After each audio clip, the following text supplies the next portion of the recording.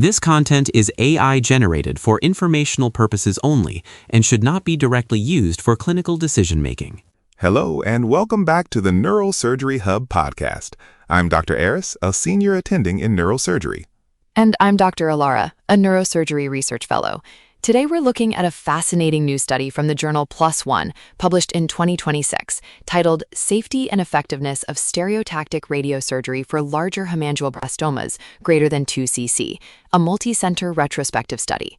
This is a timely topic, Ilara. We've known for a while that stereotactic radiosurgery, or SRS, is an excellent tool for small hemangioblastomas.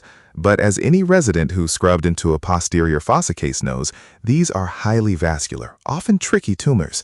When they get larger, the surgical risks climb, but our confidence in SRS has traditionally wavered once we cross that 2 cubic centimeter threshold. Exactly, Dr. Aris. Most of the existing literature focuses on small tumors, leaving a gap in evidence for these larger lesions. This study, led by Pichardo Rojas and colleagues, utilized data from the International Radiosurgery Research Foundation, the IRRF, to look specifically at tumors with a volume greater than 2 cc. They gathered data from 13 different centers across the globe. 13 centers. That's a robust cohort for a relatively rare tumor. Give us the breakdown of the patient population. They analyzed 116 patients with a total of 137 tumors. What's interesting is the split between sporadic cases and von Hippel-Lindau disease, or VHL. About 52% of the patients had VHL, while 48% were sporadic. The median age was 46, and the locations were classic for hemangioblastomas, 74.5% in the cerebellum, followed by the brainstem and the spinal cord.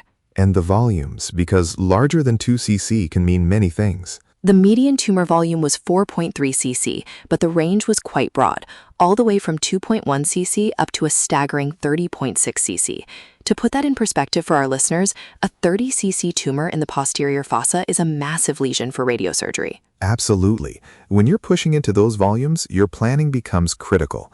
What were the dose parameters they used? The median margin dose was 15 gray, typically delivered in a single fraction. The median isodose line was 50.